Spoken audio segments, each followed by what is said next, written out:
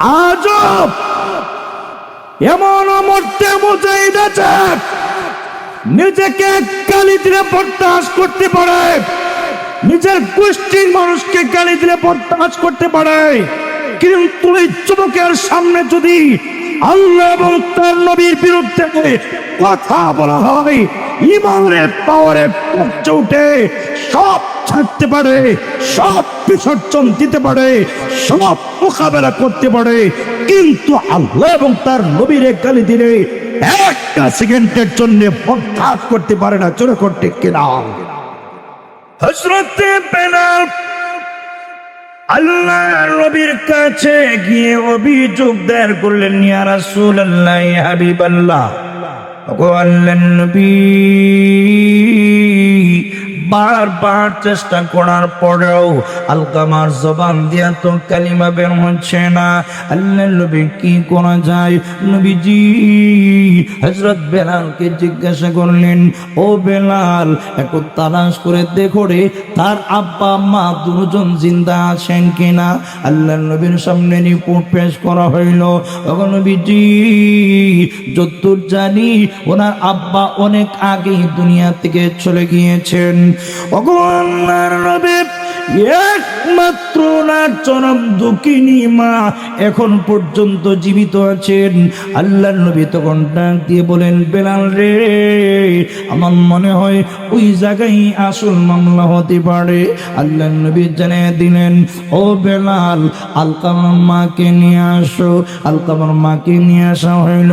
আল্লাহর নবী আলকামা রাদিয়াল্লাহু আনহুর মাকে জিজ্ঞাসা করলেন, ও আলকামার মা, তোমার ছেলের আমলটা কেমন? মা জবাব দিলেন, ওগো নবীজি, আমার ছেলে বড় নামাজি, বড় পরহেজগার, বড় ধার্মিক, বড় আল্লাহওয়ালা। ওগো নবীজি, তবে তার একটা আমল ভালো না। ওগো নবীজি, তার স্ত্রীর কোথায় আমার গায়ে আঘাত করেছে, গায়ের কাপড় একটু উঠে দেখা দিলেন, আজও আঘাতের চিহ্ন আমার দেহের মধ্যে বিদ্যমান। গো নবীজি, এই কারণে আমি তার উপরে নারাজ, আমি অন্যত্র দেখি। আল্লাহর নবী ডাক দিয়ে বলেন, আলকামার মা, তুমি তোমার ছেলেকে মাফ করে দাও গো, যদি মাফ না করো জাহান্নামের আগুনে জ্বলতে হবে। জুড়ে বলেন ঠিক কিনা? আলকামা রাদিয়াল্লাহু আনহু ডাক দিয়ে কয়, ওগো নবীজি, আমি তাকে জিন্দেগিতে কোনোদিন মাফ দিব না। ওগো আল্লাহর নবী, আমি তাকে মাফ দিব না গো। কেন জানেননি? তার স্ত্রীর কোথায় আমার গায়ে আঘাত করেছে। আল্লাহর নবী তাকে দেখলেন অবস্থা বড় ভালো না। এমনি নবীজি বেলাল সহ সাহাবীদের নির্দেশ দিলেন, ও সাহাবীরা, লাকড়ি জমা করো। লাকড়ি জমা করে তার মার সামনে দুনিয়ার আগুন দিয়ে জ্বালায় ফেলবো। কেন জানোনি রে? জাহান্নামের আগুন বরদাস্ত করার যোগ্যতা নাই। লাকড়ি জমা করা হয়েছে, আগুন ধরানো হয়েছে। আল্লাহর নবী ডাক দিয়ে বলেন, ও আলকামার মা, তোমার সামনে তোমার ছেলেকে দুনিয়ার আগুন দিয়ে জ্বালিয়ে ফেলবো। কেন জানেননি গো? তুমি যদি মাফ না করো জাহান্নামের আগুনে জ্বলতে হবে। জাহান্নামের আগুন বরদাস্ত করণের যোগ্যতা নাই। নবীজি যেই মাত্র প্রস্তুতি নিলেন আলকামাকে আগুনের মধ্যে নিক্ষেপ করা হবে, এমনি আলকামার মা ডাক দিয়ে কয়, ওগো নবীজি, আপনি সাক্ষী থাকেন গো, আমি মা না 10 মাস 10 দিন তার গর্ভে ধারণ করেছি। ওগো নবীজি, আমার সামনে আমার ছেলেকে দুনিয়ার আগুন দিয়া জ্বালায় ফেলবেন গো, আমি মা হইয়া আমি কেমনে বরদাস্ত করি? ওগো নবীজি, আপনি সাক্ষী থাকেন গো, আমি আমার আলকামাকে এই মুহূর্তে তার জিন্দেগির সবগুলি অপরাধ মাফ করে দিয়েছি। না রে আবু হুরায়রা, তোর মা আমাকে গালি দে, আমার আল্লাহকে গালি দে, এই কারণে আমি নবী তোমাকে বলতে পারি না, মশলা গ্রহণ করার জন্য বলতে পারি না। আল্লাহর নবীর সাহাবী আবু হুরায়রা তখন ডাক দিয়ে বলেন, ওগো আল্লাহর নবী, বদলাও গ্রহণ করতে পারবো না, ধৈর্য ধারণ করতে পারি না, আমি কি করতে পারি? তবে একটা কাজ করেন গো ওগো নবীজি, আপনি আমার মার হেদায়েতের দোয়া করুন। আমার বিশ্বাস গো নবীজি, আপনি দোয়া করতে দেরি হবে, আমার আল্লাহ কবুল করতে বুঝি একটা মুহূর্ত দেরি করবেন না। আল্লাহর নবী তখন দোয়া শুরু করে দিলেন, আল্লাহুম্মা দি উম্মা বি হুরায়রা, আল্লাহুম্মা দি উম্মা বি হুরায়রা। আল্লাহ আবু হুরায়রার মার হেদায়েত দাও, আবু হুরায়রার মার হেদায়েত দাও। যে মাত্র নবীজি আবু হুরায়রার মার হেদায়েতের দোয়া শুরু করে দিয়েছেন, আল্লাহর নবীর সাহাবী আবু হুরায়রা এমনি বাড়ির দিকে দৌড় শুরু করে দিয়েছে। সাহাবীরা ডাক দিয়ে বলে, এ আবু হুরায়রা, যাচ্ছ কোথায়? এই মুহূর্তে তোমার মার হেদায়েতের দোয়া চলছে। আবু হুরায়রা রে, তোমার উচিত হইল এই মুহূর্তে নবীর দোয়ায় শরীক হইয়া আমিন বলা। তুমি যাচ্ছ কোথায়? এমনি আবু হুরায়রা রাদিয়াল্লাহু আনহু ডাক দিয়ে বলেন, ও নবীর সাহাবীরা, তোমরা জানো আমি আবু হুরায়রা খুব শান্ত, খুব ভদ্র। আমি মুসলমান হওয়ার পর থেকে নিয়ে আমি আমার জীবনে কোনোদিন মক্কার অলিতে গলিতে কোনোদিন পাগলের মতো দৌড়াইনি। আজকে আমি একটা জিনিস জানার জন্য বাড়ির দিকে দৌড় শুরু করে দিয়েছি। আমি বাড়িতে গিয়ে দেখতে চাই আমি আবু হুরায়রা আগে আগে বাড়িতে পৌঁছে গিয়েছি না, আমার নবীর দোয়া আমার আগে আগে বাড়িতে পৌঁছে গিয়েছে। যে মাত্র জানা আল্লাহর নবীর মরণের সংবাদ দিয়েছে, এমনি দুইটা হাত উঠে দোয়া শুরু করে দিয়েছে, প্রভু গো, যে চোখ দিয়া তোমার নবীর চেহারা দেখতাম, ও প্রভু, যে চোখ দিয়া তোমার নবীর নুরানি চেহারা দেখতাম, নবী দুনিয়া থেকে চলে গিয়েছেন। আল্লাহ, এই চোখ দিয়ে আমি কেমনি নবীরে দেখবো? নবী তো দুনিয়াতে নাই। ও প্রভু, নবী দুনিয়া থেকে চলে গিয়েছেন, এই কারণে এই চোখ দিয়া দুনিয়ার আর কাউরে দেখতে চাই না। ও প্রভু, মেহেরবানি করে গো আমার চোখের পাওয়ার শক্তিটা উঠে নাও। এই যে দোয়া করেছে, আল্লাহ দোয়া কবুল করে নিয়েছে।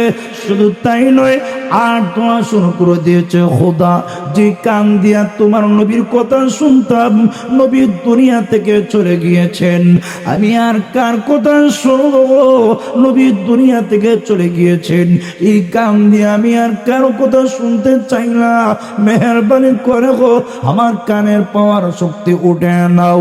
এই যে দোয়া করেছে, দোয়া করতে দেরি, আল্লাহ কবুল করতে একটা মুহূর্ত দেরি করেন নাই।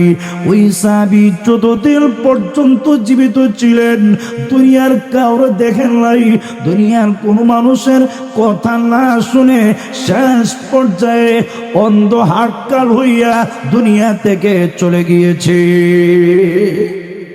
মা এবং বাবা ধমক দেওয়ার অধিকার নাই রে যুবক, কারণ তুমি জানোনি একমাত্র মা এবং বাবা তোমাকে বিনা স্বার্থে লালন পালন করেছে। মা এবং বাবার কষ্ট দিলে আমার আল্লাহ পর্যন্ত ডাইরেক্ট পৌঁছে যায়। নবীজি বলেছেন, তিন ব্যক্তি দোয়া করতে দেরি, কবুল হইতে একটা মুহূর্ত দেরি হয় না। এর মধ্যে মা এবং বাবা সন্তানের পক্ষে দোয়া করুক, বিপক্ষে দোয়া করুক, দোয়া করতে দেরি, কবুল হইতে একটা মুহূর্ত দেরি হয় না। দুনিয়ার যুবকেরা শোনো, তোমার মা এবং বাবা তোমার জন্য কত বড় নিয়ামত। আমার চেহারার দিকে তাকাইলি কবুল হজ্জের সওয়াব পাওয়া যাবে এমন একটা হাদিস নাই। পীর সাহেবের চেহারার দিকে তাকাইলে কবুল হজ্জের সওয়াব পাওয়া যাবে এমন একটা হাদিস নাই। 1,00,000 আলিম জমা করে এদের চেহারার দিকে তাকাইলে কবুল হজ্জের সওয়াব হবে এমন একটা হাদিস নাই। কিন্তু জানুনি রে যুবক, তোমার মা এবং বাবা তোমার জন্য কত বড় নিয়ামত। মা এবং বাবার চাইতে শ্রেষ্ঠ সন্তানের জন্য আল্লাহর জমিনে আকাশের নিচে আর কেউ নাই। জোরে আওয়াজ দেয়া বলুন ঠিক কিনা। আল্লাহর নবী ইরশাদ করেছেন মিশকাত শরীফের হাদিস, আল্লাহর নবী বলেন মা মিন ওয়ালাদিন বারিন ইয়াউযুরু ইলা ওয়ালিদাইহি নাযরা রাহমাতিন ইল্লা কাতাবাল্লাহু লাহু বিকুল্লি নাযরাতিন হাজ্জাতাম মাবরুরা। জুড়ে বলেন আল্লাহু আকবার। নবী বলেন যে সন্তান, যে নেক সন্তান, যে নেককার সন্তান মা এবং বাবার চেহারার দিকে রহমতের নজরে তাকায়, আল্লাহ বলেন, আল্লাহর নবী বলেন প্রত্যেকটা নজরের বিনিময়ে আল্লাহ রাব্বুল আলামিন কবুল হজ্জের সওয়াব দিবেন। ও যুবক, যতবার তুমি তোমার মা এবং বাবার চেহারার দিকে রহমতের নজরে তাকাইবা, যুবক রে, যতবার তুমি তাকাইবা আল্লাহ রাব্বুল আলামিন প্রত্যেকটা দর্শনের বিনিময়ে, যতবার তুমি চাইবা প্রত্যেকটা চাওয়ার বিনিময়ে আল্লাহ এক একটা কবুল হজ্জের সওয়াব দিবেন। যতবার তাকাবে যুবক, আল্লাহ রাব্বুল আলামিন তোমারে কবুল হজ্জের সওয়াব দিবেন। নবীর সাহাবী প্রশ্ন করে বসে, ওগো নবীজি, ওয়া ইন নাযারা কুল্লা ইয়াউমিন মিআতাম মাররা।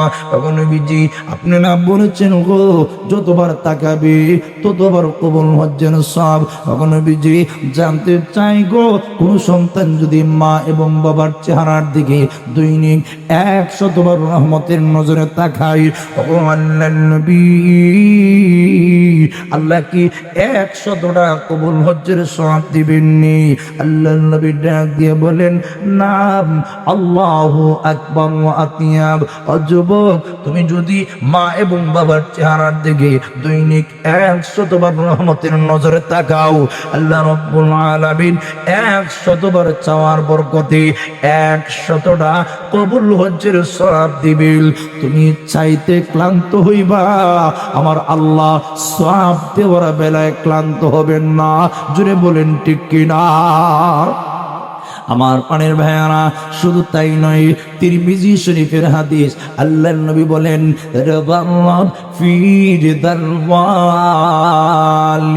যে সন্তানের উপরে মা এবং বাবা খুশি, আল্লাহর নবী বলেন ওই সন্তানের উপরে আসমানের মালিক আমার আল্লাহ খুশি। যে সন্তানের উপরে মা এবং বাবা নারাজ, ওই সন্তানের উপরে আসমানের মালিক আমার আল্লাহ নারাজ। সহজ ওয়াজ হইল, ও যুবক, আল্লাহকে যদি খুশি করতে চাও, মা এবং বাবারে খুশি করার লাজিম। যদি মনে করো আল্লাহকে খুশি করতে চাও না, তোমার মা এবং বাবার সাথে ইচ্ছা মতো ব্যবহার করো, যুবক রে, জীবন ভর তুমি খেদমত করতে পারো, সারা জীবন তুমি পা ধুয়ে দিতে পারো, সারা জীবন ভর পায়খানা সাফ করতে পারো, কিন্তু যুবক মনে নাই করে মা এবং বাবার বাল্য জীবনের সামান্য খেদমতের বদলা তোমরা পারবা না। আর তাফসীরের কিতাবে উল্লেখ করা হয়েছে, নবীর একজন সাহাবী, ওনার একজন বুড়ি আম্মা আছেন। ও যুবক, লক্ষ্য করে তাকায় দেখো, অল টাইম বুড়ি আম্মার খেদমত করেন। একটা সেকেন্ডের জন্য বুড়ি আম্মাকে কোথাও রেখে ওই সাহাবী যান না। কারো জান্না জানেননি, মাকে রেখে যদি আমি কোথাও যাই, আমার মা যদি আমার বিরুদ্ধে বদ্ধ করে, আমার জীবন নষ্ট হয়ে যাবে, বরবাদ হয়ে যাবে। কারণে নবীর সাহাবী বুড়ি আম্মাকে রেখে আল্লাহর ঘর তওয়াফ করার জন্য পর্যন্ত যান না। জোরে কন্যা সুবহানাল্লাহ। ওই সাহাবী মনের মধ্যে বড় শখ, আল্লাহর ঘর তিনি তওয়াফ করবেন, কিন্তু তিনি মাকে বিছানায় রেখে উনি যান না। কেন যান না জানেননি? আমি যদি তওয়াফ করার জন্য যাই, আমার মা যদি বিছানায় পড়ে ছটফট করে, আমার বিরুদ্ধে বদ্ধ করে, হস্ত কবুল হবে না, বরং জীবন বরবাদ হয়ে যাবে। এই কারণে ওই সাহাবী কি করলেন জানেননি? বুড়ি আম্মাকে কাঁধে নিয়ে আল্লাহর ঘর তওয়াফ শুরু করে দিলেন। জোরে কন্যা সুবহানাল্লাহ। তওয়াফ করতেছেন, হঠাৎ করে আল্লাহর নবী চোখের সামনে পড়ে গিয়েছে। আল্লাহর নবী যেই মাত্র চোখের সামনে পড়ে গিয়েছেন, ওই সাহাবী ডাক দিয়ে কয়, আল্লাহর নবী, এই যে দেখেন গো, আমার বুড়ি আম্মা জান, অল টাইম ওনার খেদমত করি, তখন নবীজি একটা সেকেন্ডের জন্য চোখের আড়াল করি না। আল্লাহর নবী, আল্লাহর ঘর তওয়াফ করব, আমার বুড়ি আম্মাকে কাঁধে নিয়ে আমি তওয়াফ করতেছি। এবার জানতে চাই গো, হাল আদাইতু হাক্কাহা ইয়া রাসূলুল্লাহ। তখন নবীজি, আমি জানতে চাই গো, আমি কি আমার আম্মা জানের হক আদায় করতে পেরেছি? আল্লাহর নবী কি সুন্দর জবাব দিয়েছেন, লা ওয়ালা বিজাফরাতিন ওয়াহিদা। ও সাহাবী, তুই তোর মার হক কেমনে আদায় করবি? ভালো করে জেনে রাখরে, তোর মা যে তোকে বাল্য জীবনে দুধ পান করেছে, জীবন ভর খেদমত করতে পারো, সারা জীবন খেদমত করেও মায়ের বাল্য জীবনের এক ফোঁটা দুধের দামও আদায় করা সম্ভব না। হুজুর, আমার খেদমত এবং আমার মা বাবার খেদমতের মধ্যে তফাৎ আর পার্থক্য কি গো নবীজি? আল্লাহর নবী বুঝায় দিলেন, তুমি খেদমত করো এই টার্গেটে, কোনো মতে খেদমত করে গুরুস্থান পর্যন্ত পৌঁছায় দেওয়ার জন্যে। পৃথিবীতে কোনো সন্তান এমন নাই যে মা এবং বাবা বিছানায় পেশাব পায়খানা করে ইমাম সাহেবের কাছে গিয়া দোয়া চার কয়, হুজুর দোয়া করেন গো, আমার আব্বা আম্মা বিছানায় পেশাব পায়খানা করি, আল্লাহ যেন হায়াত বানায় দে। এই দোয়া না চাইয়া বরং দোয়া চার কয়, হুজুর আমার আব্বা আম্মা বড় কষ্টে আছে, দোয়া করেন গো, আল্লাহ যেন ইমানের সাথে মরণটা দিয়া দে। জোরে বলেন ঠিক কিনা?